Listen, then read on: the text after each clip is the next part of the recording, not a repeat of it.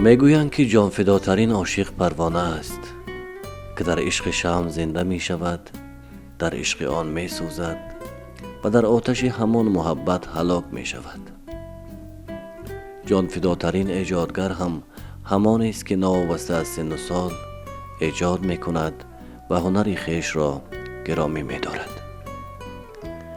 قهرمان نوبتی برنامه پیراهه مردی هنری است که در جاده ایجاد هم قدم مردان بزرگ بوده و بهر زنده ماندن ترانه های مردمی تلاش نموده است. تکیه به سرودهای خلقی کرده آهنگ‌ها ایجاد میکنن که خیلی آهنگ‌هاشون هم خوشرو است و درباره آدم همچون مردانه کدام حالت‌هایی که باشد اون که میستم.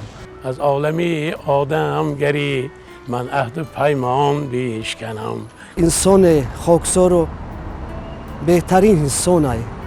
همه خوبیاشون به همه صنعتکارا میرسد. هنرپیشه شایسته تاجیکستان سید میرزا نرزیف سال 1950 در دهه زیبا منظری درخ شریف به دنیا آمده است. زمان نورسیش به روزگار بازسازی، زمانی که همه دست به دست بهر ساختن یک جامعه بزرگ تلاش می کردند راست می آید.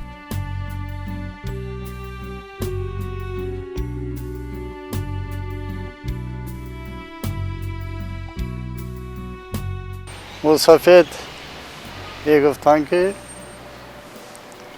تو تولدت اولجا خوال همه تابستان بوده با فلانده تابستان با همه اول و تولد شدیم مردم و همه کشت و کار و بدن دهخانه بود من یادداشت دارم که همونجا کشت و کار میشد تمام جا میکاریدن یک ماه زیادتر همه درف همتون میبرفتن خود در مردم رفته همون جاش با خواب میکرد با همون تشکیل کرده بودن همون آب و افکاد همون مردم زن همونجا خواب کرده درف میکرد تا خود همون فرزات غدف اینا تیرما با یکنه تمام میکردن دیگه همین درف و کشت کاری که من و بهوده که به وایا میرسه و درف کرده اون داشته بعد مردم با خیلی منکوبی به وی میکردن قریب 1 متر زیادتر برف میشد همین کوچه ها به یک عذاب آدم میگذشت کوچه ها من پیره هم میگفتن من میگفتن 4 طرف همه برف احترافه میکردن راه میکردن که مردم رفته و میگفتن همه برف بسیار میزد.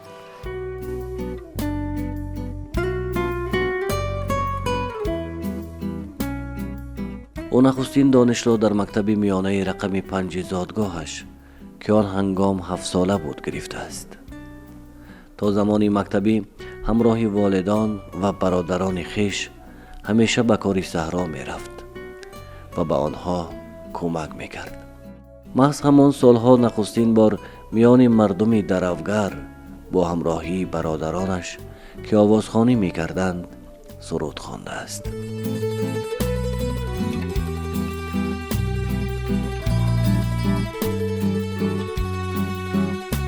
مکتب رفتیم سلی یک و دو سه اینا همین ماها درس میدادن خالق نظر معلم خالق نظر درس میدادن خدا رحمت کنه آدمی خوب بودن بعد 1-2 سال و خالق نظر صرف 1 و 2 3 درس دادن بعد خدا رحمت کنه معلم آی بی بدن اون کس درس ما دادن خلاص که همه صرف 10 ما اول 7 تمام کردیم بعد از اون که 1 سال با 1-2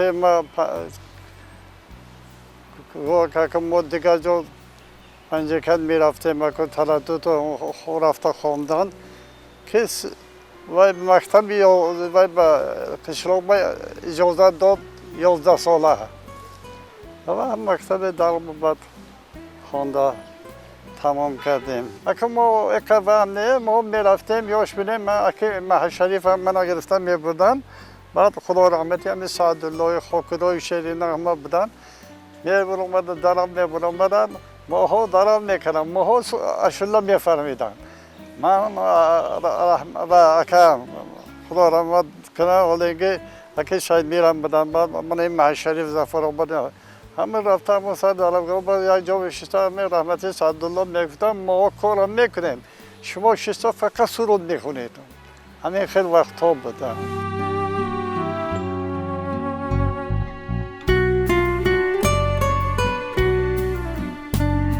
پدرش یکی از شخصان نمایان وادی زرفشان به حساب می رفت که سالهای جنگ بزرگی وطنی همچون سردار جماعت در عقیبگاه فعالیت کرده بهری از گرسنگی رهانیدن مردم محل سهم گذاشته است.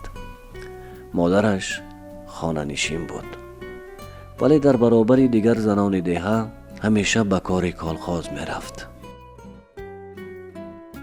پیش از جنگ رئیس کالخاز بودیم بعد جنگ تمام شد تا 48 بکنیم 49 رئیس بگیره 4 سال 5 سال اول با همه مردم همشه کار میکنن داره با همه زراعت میشد گندم میشد با همه وقت که همین انبارا پر میشد با دادم و سر مردم همش با نرم میکنن همه وضعیت وزنی میبرند اکای کلانم شما مدینه شهید میربرن و آوازخان بودن اکای دوم محشریف هم اون قسم همه آوازخان بودن ما همون های دیده بعد منم روی همون وقت همه آوازخانی کردم کوشش غیرت کردم.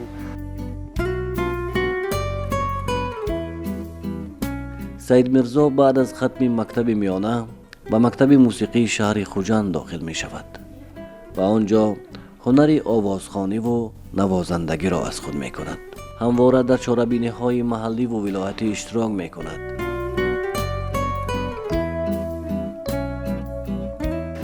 شهر خوجند با 2 سال که خوندیم بعد همون و بوستان ها میشه که من حاضر همین وای ایجاده بعد اول همونجا برآمد کردیم من رحمتی رستم بیگ باطرف بودم از ماچو من همون کسی با یک کسی دیدم بودن دادا جان میگفتن اپرولیتر و ماچو اساسا برآمد کردیم بعد با من تمام کردم و بعد پرکتی که وای برفتم خیراخون با همون خیراخون بودگی جامعه همون برآمد میکردم همون عید معرکه که میشد نمیموندم من رفتم برآمد میکردم.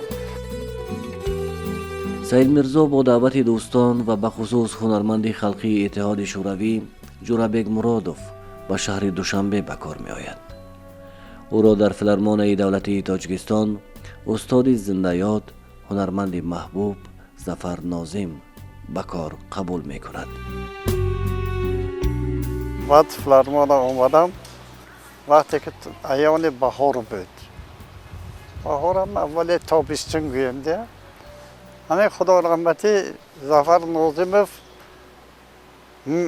میسنی کمیتل میگفتن اون وقت همه بودن انسمبلشون یک بچه که روباب نواز جو زدن آمدن رحمتی سنگین کشتن که یک تا همه روباب کردن و یک تا خوندم با یک دیده خوندن کلاسیک خود گفتن همه کشتنا رو همون وقت خوندم و گفتن تو قبول گفتم و جو زدن چی میگه عدلکز را جو زدن این آدم گفتن ارزشون گرید گفتن پگاه فرمونشون برادر گفتن همین هفته من گسترول میرم همراه انسامبل من کوش کنید اینا که گسترول رو با همراه اون که کوش کردن آمدیم و خوجند اومده چند روز همونجا گشتیم خوجند بعد مشچو رفتیم ظفرآباد رفتیم.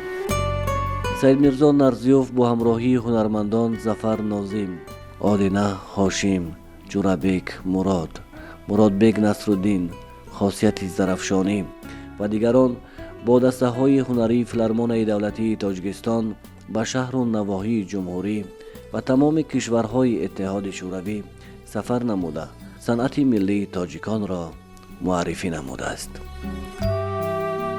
شاهستان ملا جایرم و مسلمه باقیه و شمکار آدینه بیکف سلام شاه شاه مرزیف بسیار بسیار بدن نوید چند تده این یاشا مراد بیک همراه مراد بیک یک جا کار کردم رحمتی قربان بود قربان صادق شما میدونید و گذشت همراه قربان کار کردیم و سنیتر بعد انا خاصیت بعد افضل شای و خرسم مراد من این وقت بعد حاضرم من خطی همین گرچه دیگه پنسیا من باشم که دیگه کارهای خیلی تشکیلی دیگه کارها نمیمونن و همراهشون گرفته میبرن. استاد سید میرزا نرزیف من از همون سالهای 78 79 میشناسم. وقتی که من دانشجو بودم آنها در فیلارمونی دولتی تاجیکستان کار میکردن همراه استاد جوربک مرادف و من همین یک می آمدم استاذه می دیدم و همونجا با اکی سید میرزا اکی رستم بیگ قربان جان صادقوف همین قطعی از همون وقتا شناس بودم میدانستم. و وقتی که در دوره دانشجویی چندین بار همراه اکی رستم بیگ آمده چکردگیستن همراه من به معرکه ها بردگیستن همونجا و ما همونجا شناسایی پیدا کردیم. پس از ختم دانشگاه من آمدم سال 82 کار دسته بانوان رباب نواز اونجا در فیلارمونیا هم بودیم و در زیر اونجا استاد ظفر ناظمیف همراه ها هم خیلی همراه با هم وای به می رفتیم سفرهای هنری با گسترولو با می رفتیم.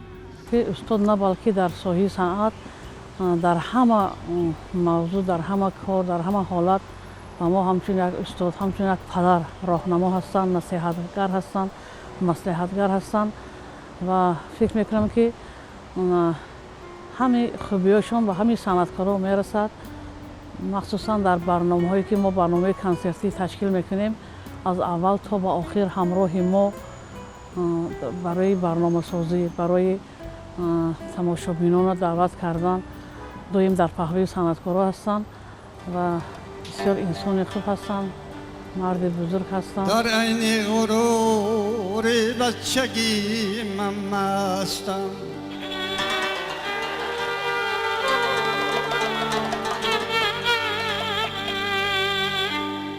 در عین غرور بچگی من مستم افسوس که جوان می رود از دستم فریاد زنم نمی براد آوازم در گردن نازکی تو دست اندازم. استاد سید میرزا نرزیف یکی از هنرمندانی که برای خلق ملت امروزی ما خدمت‌های بسیار شایسته کردند و از سال 1988 ما وقتی که به فیلارمونی دولتی تاجیکستان به کار آمدم استاد سید میرزا نرزیف در همون یک انسامبل آوازاداری ما بود یک جای کار میکردیم بسیار فعالیت میکردیم و ما بچه های یاش بودیم اون کس یک انسان نیک آدمی که برای جوان ها برای دستگیری کردن همین جوان ها که آینده کاراشون پیش رو دو یک ایجاد کنن کنسرت های خوب تیان برای خلق دائما نصیحت میکردم میگفتم شما یاش شما جوان باید ایجاد کنیتون مهنت کنیتون بعد یک آدمی حافظی شناخته میشتون اگر ایجاد نکنید هیچی نمیشه و نصیحت های همونای ما بسیار میگرفتیم بسیار آدمی نیک بسیار آدمی دلسوز برای کار برای عموما برای همه طرف همین کار و بار زندگی اون که دلسوز هستن.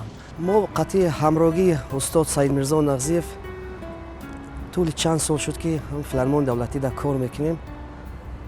استاد پیر کار های ما ایشان بسیار چیزها را آموختیم.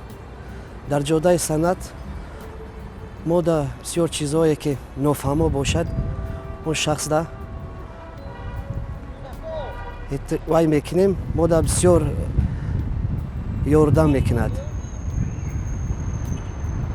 انا استاد سعید میرزا نغزیف استاد گرامی قدر بسیار انسان خاکسار و بهترین انسان ای. ما ایشان منتداریم و سپاسگزاری خود را بیان می نماییم. در کلوار ایجادیش ده ها آهنگ و ترانه هایی هستند که بیانگری هنری اصیل داشتنش می باشند. نقش او در آماده نمودن بزرگترین محفل های ایجادی، تربیت نمودن ده ها نفر هنرمندان جوان بزرگ است. در خدمت دانشگاه و بعد خدمت خدمت حربی آمدم به فیلارمونی دولتی جمهوری تاجیکستان به نام اکی شریف جورایف. پیش از منم اکی سید میرزا چندین سالا کار کرده بودند در این فیلارمونیا. در انمی فیلارمونیا استاد سید میرزا نغزیف سبزیدن. با واقعه رسیدم گم خطا نمی کنم. از دهات کوچکی در آمدن. دوشنبه آمدگی بدین و ثانی چندین سالا در انسامبل همراه استاد جورویگ مرادوف کار کردن. چندین سالا همراه استاد ظفر ناظموف کار کردن و منم همراه مایم انسامبل جوانی بود که راهبریش هنرمندی مردمی جمهوری تاجیکستان قاصدی زرافشانی به عهده داشتند. چندین سالا کار کردیم. سفرهای هنری به ولایت ها رفتیم. ولایت سوخت، ولایت ختلان، ولایت خرانتبه بود. کولاب رفته بودیم. همین در پهلوی آدم یک انسان بسیار خاکسار هستند. یک دیاردار هستند، وطن دوست هستند. کسبشون بسیار دوست می‌دارند. من بسیار نصیحت‌های در روی وزبینی و در روز خرسندی در پهلتون مردانوار می‌ایستند. کم ایجاد میکنه برست که بازه. اکا همین هم خدا داد نشده. ایجاد کردن کاری شوخی نیست است. این هم بسیار محصولات بلند طلب میکند. من همین بسیار اول ایجادات خلق بود. بعد استاد جورویگ مرادوف، استاد بای محمد نیازی. و تا همه روزه باور کنه همکاری داریم. گرچنده که من از نفقه هستم، اون کس بسیار وقتا زنگ میزنن، صحبت میکنن، میگن که یگان جا کنسر باید تشکیل کنیم، مصلحت ها میکنن، باید این کار کردن در کار، وای کار کردن. تا حال مصلحت میتین ما با هم درباره زندگی ما از اون کس مصلحت میپرسیم، هم درباره یگان سرودا مصلحت میپرسیم که شما گوش کنید چه خیل شد. هم اون کس پدرانه تمام همین هیئت انسامبل بچه‌ای که همراه در فیلارمونی کار میکنن، اون کس دستشون میرسد. همه با هم خواهن یاردم میکنن، هم مصلحت ها میتین، باید چیکار کنی، اخیل کنی. و یکون کس معرکه کند آمده یکم از همین اکی سید میرزا دعا میگیرم که استاد جان دعاتیت من همین خیلی معرکه دارم، فرزندم توی میکنم. یا ما هم همچنین تا همین سال کار کرد آمدیم. باور کنید یگان خیلی هنرمنده که چی گویم در دل یگان کینه ندارد، هم قطعی برابر. در کنسرت ها میرفتیم، گسترولو بود. بیرون از تاجیکستان میرفتیم به ریسپوبلیک ازبکستان. با چندین رایون ها کنسرت های هنری میدادیم. اکای سید میرزا انسانی نیک همراهی میکردم. روبایت زرافشان گفته که یک وای بود برآمده به یک جای برآمد میکردیم. اون که شوخی کار میگفتیم که اون که پیری صنعتکارای زرافشان، پیری روبایات و ایجادیاتی بلند دارند، از کلاسیکا، از حافظ شیرازی، از سعدی شیرازی و دیگر شاعرای بزرگی ما بسیار سرایدن، بسیار خدمت کردن. من تار، روباب، دنبری میده نو همیشه می نواختم. حتی تنبوری نو کم تدارک، کم باید میگه همش یک پرده نیسته، همه یک پرده کم می نواده. دیگه اساسا همه تار و دو تار.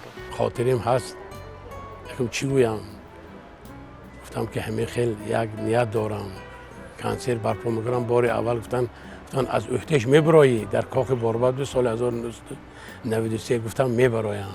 اگر برایی گفتن وقتی که میدان میدرویی اسب قمچین زن گفتن. همین هیچ از خاطرم نمی رود که بار اول از همون نصیحت‌های همین کس بود که من امروز برای ملت هم نان یافتم هم نام یافتم و شکرانه میکنم که امروز همراه ما هستند. از عالمی آدمگری من عهد و پیمان بیشکنم. تا یک آوازی مهین خوبم دارند و یک آواز کوهستانی همی تاجیکانه دارند. در عالمی آدمگری من عهد و پیمان نشکنم. در عالمی آدمگری من عهد و پیمان نشکنم. بیشکسته باد دست جام من شاخ ارمان نشکنم. بیشکسته باد دست جام من شاخ ارمان نشکنم. سید میرزا نرزیوف میگوید که سرچشمه تمام آهنگ‌های زیبا ابیات مردمی به حساب می‌روند و هرگاه ما به دهه‌های دور سفر می‌کردیم در برابر هنرمندی از مردم ابیات محلی را پرسان شده نوشته می‌گرفتیم و در اساس آن آهنگ می‌آفریدیم و البته آن آهنگ معروف می‌شد. اما از زبان مردم قشلاق من انتخاب میکردم. اما چه که ما و ایجادات خلق بود بسیارش من از خود کرده چند تا همه خدا رحمت کند خاکرای شعر بودن اون کس نوشته میگرفتم. خدا رحمت کند سعدالله بودن اون کس نوشته میگرفتم می اومدم میخواندم تاشون نوشته من با دادگی حالی هم همون نوشتجاتشون خونه به هست موندم ایستاده است. بسیار سرودها میخونن، از کلاسیک ها میخونن، از استاد جورابیک میخونن، اونایی که شاگرد هستن استاد و از اکاشریف جورایف بسیار سرودها میخونن، از قلعه‌بندی سر کرده و دوگاه میخونن، سهگاه میخونن از ششمخون. عموما همه ریپورترشون هم سرودهای خلقی، هم وقتی که سرودهای خلقی همین ناحیه زرافشان میخونن اون کس شاهی ما اون کس شاهی روبای خانی وادی زرافشان میگوییم. برای اونکه روبای خانی همین استاد ما گفتگی بودن که ما از همین اکی سید میرزا آموختیم طرز روبای خانی همین وادی زرافشان از همین کش آموخته ما تیار کردیم و همین شاهی روبای خانی میگفتیم. روبایته خیلی روبایته خوشرو میخونن که همه ما غزمون کس یاد گرفته که همین روبایته و همین خیلی سرود برنامهشون خیلی خوشرو است از سرودهای خلقی و از هنرمندای محبوب ما و چی گویم از کدام منطقه‌ای که نباشد سرودشون هست. ریپورترشون همین سرودهای دربر میگیرد. بسیار ریپورتری خوشرو دارن، برنامه خوشرو دارن اکسای میرزا. دنیا بدرود من شما مهمانم ای دنیا بدرود من شما مهمانم یا شیرن نشد به پول خریدن تو نمایا دنیای دروزای عمر برباد یک بار نمیکند منی سوختره یادایا. سید میرزا نرزیوف با اهل قلم تاجیک همکاری زیج داشت. پیوسته با استاد گلنظر و لایق، بازار صابر و گلرخسار و دیگر شاعران معاصر همکاری میکرد.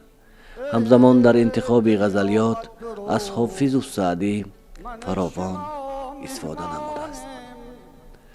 او امروز در سن کمالات است. از شکوفایی وطن و رشد صنعت ملی میبالد و شکر میکند.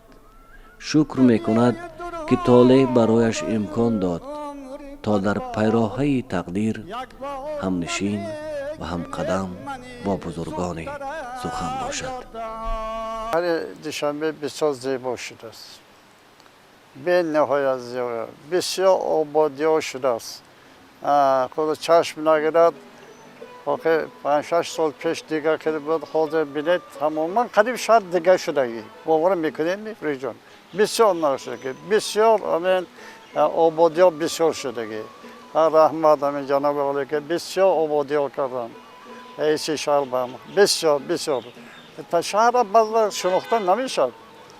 از آدمایی که 2 سال 3 سال 4 سال اگر نبودن این شهر بدران تمام بسیار کوچه ها رفته گم میکنن نمیدونن.